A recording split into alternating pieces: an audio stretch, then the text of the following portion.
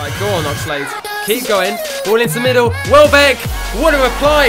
Danny Welbeck with a fantastic volley. But that was all made by Oxlade-Chamberlain. So we're going to go with 2 bars of power. And it's found its way in. Santi Cazorla with my first free kick on FIFA 16.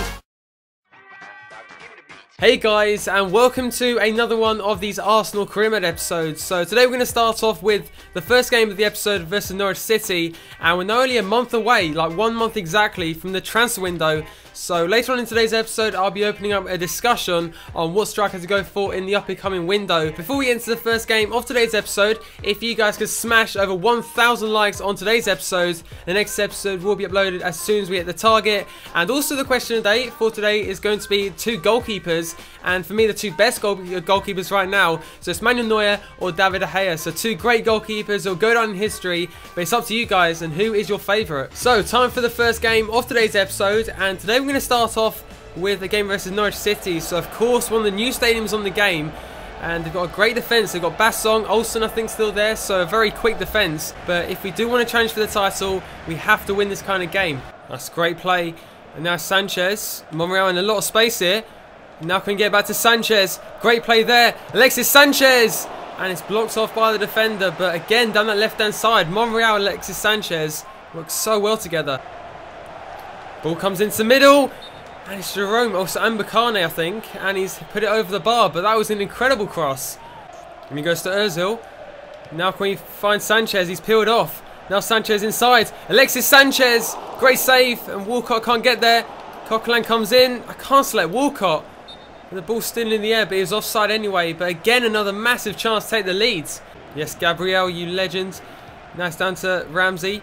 Sanchez. Inside he goes to Ozil. This is great play here. Ozil inside. Still Mesut Ozil, but the Norwich defence, like every time the last tackle comes in, just as I'm about to pull the trigger.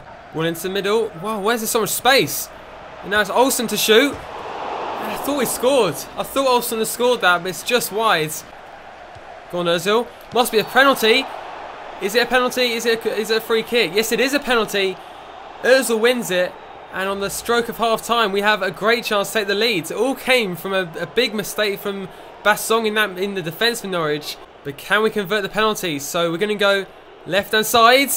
And he saves the penalty.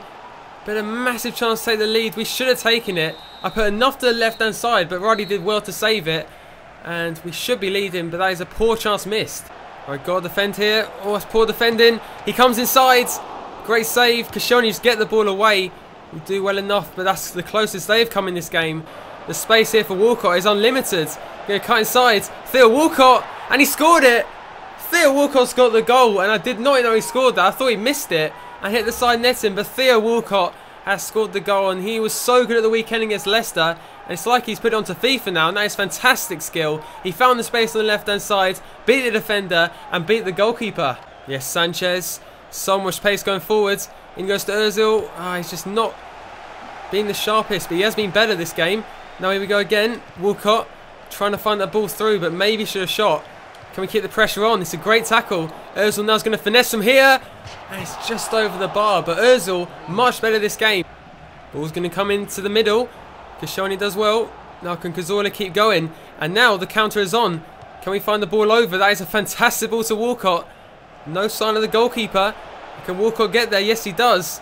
We'll try and cut inside now. And there's so much space in the middle. Theo Walcott yet again. Off the post.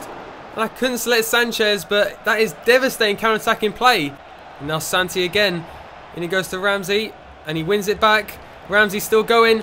Now the ball into the middle. Walcott's there. And it's 2-0. And Theo's got his second of the game. And that completes a fantastic away win. But there we go, guys. The full-time whistle has gone. And it's a fantastic 2-0 win versus Norwich City. And I think our second best away performance of the season so far. Of course, we beat Newcastle 3-0. This was just as good because Norwich are a lot better attacking team in my opinion. So it's a fantastic win and we move closer to first place. So a job offer here for USA. So that could be an interesting project, but I think for this series I'm not going to really concentrate on international side, so I will reject the offer. Like last year, international management is just something I just don't care about. Like, they don't really put much into it. So that's why we're not going to take any offers and move on to the second game. But before the home game versus Sunderland, here is the training for this week. And this week we've gone with Samper as for 3 of them and Bellerin for the other 2. So Bellerin I want to get at least to maybe 76 by the end of the season. Maybe 77 could be realistic as well. Samper's done well as well so far. He's got, I think, to 73 nearly.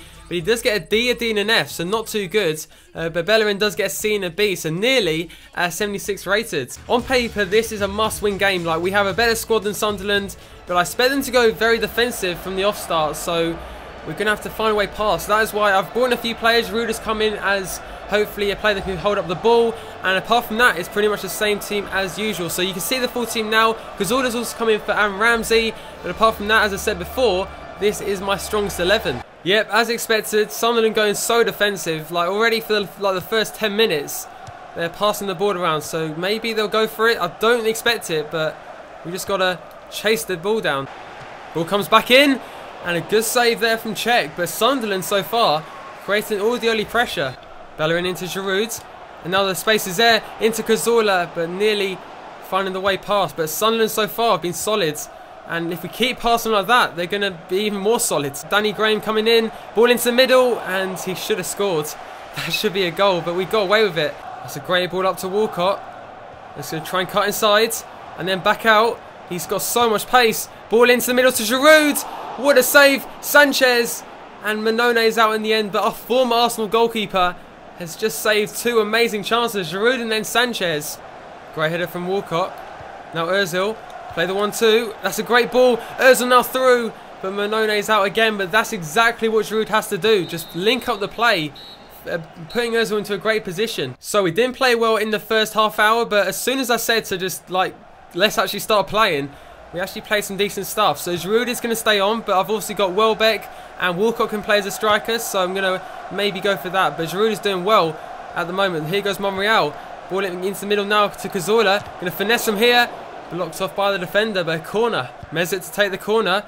In it goes to Coquelin, and it's Koscielny who wins it. I wasn't even controlling him, but he's won the header. That gives us a 1-goal lead, and it's taken us 4 minutes into the second half. Koscielny and Coquelin going to each other's way. Look at that. Both went for the same header. If Koscielny missed it, Coquelin would have been there. Right, a lot of space in the middle. Now Sanchez. Going to play the 1-2. Samper back into Sanchez. Sanchez now through on goal. And it's a good save from Manone, but Samper, his first touch of the game was to set through Sanchez. He did well. But now let's try and get something here. Sanchez is going to come short. And there's a bit of space on the other side. And it's going to go now to Samper. Great turn. Now Samper to shoot. And it's just wide, but I put too much power in it. Right, Cabal's now got forward. We've got 10 minutes to go. And Defoe in the middle.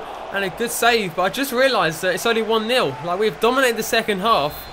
But somehow we have not scored the second. Right, here we go. Oxlade on the attack. This must be a goal. And now it's over to Sanchez. And now one more into the middle. Into Theo Walcott. Walcott now to finish it. And he does. And Theo Walcott, with his 3rd goal of the episode, makes it 2-0. And it's similar to the last game because with 10 minutes to go, we have nearly conceded. And we've scored again. And it's Theo who scored again. It's now 2v2. Now out to the wing goes to Oxlade. And this maybe be another goal just to kill them off. It's Oxlade on the ball. Sanchez in the middle. And now Sanchez going to try and cut inside. Alexis Sanchez. And saved by Manone. But it's been a class performance. That should be the final whistle. But again, we get it forward. And Mersacker does well again. But there we are, guys. And it's a 2-0 win versus obviously Sunderland. That's a fantastic win for us. And we must be a few points off the leaders now. So look at this, guys. Hazard wants to leave Chelsea, so he is valued at £53 million, just outside my price bracket. Obviously I won't go for him, but if I maybe had an interest, maybe I was linked with him, or maybe Arsenal were linked with him, he would be a perfect player for us, because I could maybe play Sanchez as a striker, and I've Eden Hazard as my left midfielder. But talking of the transfer window, we've got a transfer window in a few weeks time. Now it's time to look at a few players that I'll be going for in the January transfer window. And with £47 million to spend, we need to bring in a top class striker, someone who's better than Giroud, better than Walcott, better than Danny Welbeck, and basically like a mixture of a few of those players. So maybe a mixture of pace and also a mixture of strength, which you get from Giroud and Theo Walcott. So these are a few players I've seen in the comments, and also a few players that I like to watch and also good on FIFA, and a few players have been obviously realistically being linked with Arsenal in real life. So the first player is going to be a left midfielder, and it's going to be Marco Reus. So I'm not sure if he can play as a striker, he can play as a cam, but I was thinking maybe going to a 4-3-3 formation and playing a false 9. But of course, it's all up to you guys in the comment section down below. But that's obviously an outsider, and it's all up to you guys because I'm not sure, is that a bit of a risk going for a left midfielder who can obviously play as a central player, but obviously not as a striker. Similar with Thomas Müller, who's a centre forward, but can play as a striker, and I think it's a kind of mixture, or the closest you can get to Walcott plus Giroud. So that's what I was thinking with Thomas Müller. So Alexandre Pato, again, he's a bit of a risk because obviously he's 79 rated, but I think that he could be a good story because I could take him from where he should have been and take him to the top obviously, and win the Champions League. So that would be quite interesting. Alexandre Lacazette, of course, linked with Arsenal. Dybala's another one who I couldn't sign in the transfer window in the summer, but there's always a player that I wanted to go for because, like you guys might have noticed, agility is so important on FIFA 16. And now moving on to record breaker Lewandowski, of course, scored 5 goals in an incredible 9 minutes. So this is a striker who would be perfect for this team. So he's got a bit of pace, a bit of strength, he's got a lot of finishing stats as well.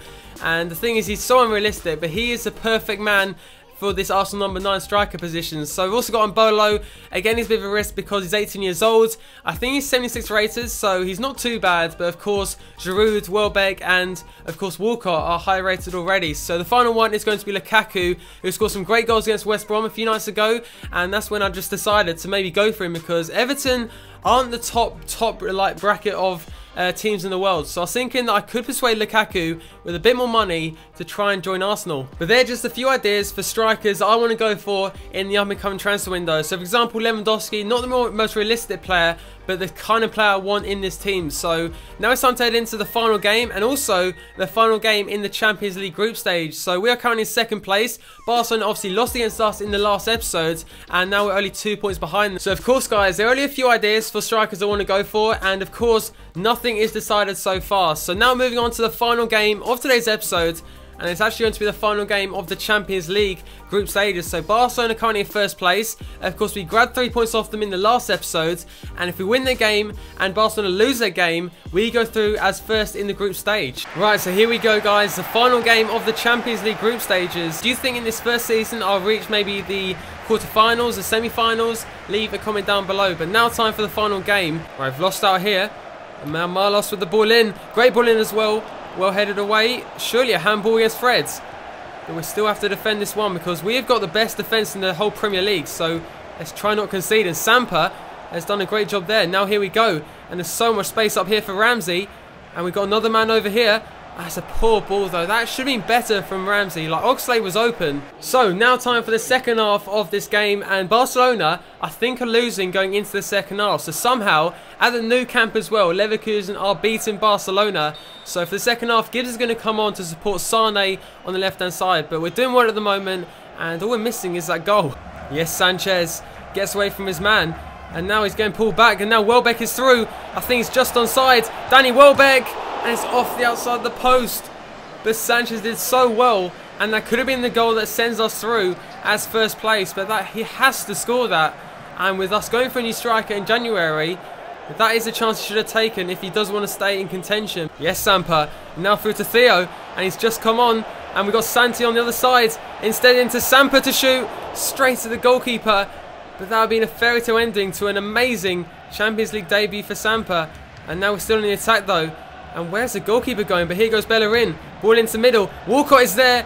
And like, if I just kept Welbeck on, I would have scored that. So there we go, guys. That is the end of the Champions League group stages. We've made it through to the next round, but you're going to find out in the future episodes how we do in the knockout stages. I just can't believe we didn't take that chance. And if Welbeck had scored, we might have been through to the next round. So Barca did win in the end. They were 1-0 down at half time, but they turned it around like Barcelona do, and they won the game 2-1. So Barca finished first. I think Leverkusen finished third, and Shakhtar finished in fourth place. So now, with a game in hand, Man United are now 1 point behind us. So we have got, I think, 2 more games until the transfer window. But if you guys have enjoyed today's episode, remember to smash a like on the video. Leave a comment down below with what you think between De Gea or Manuel Neuer. But thanks for watching, and I'll see you for the next one.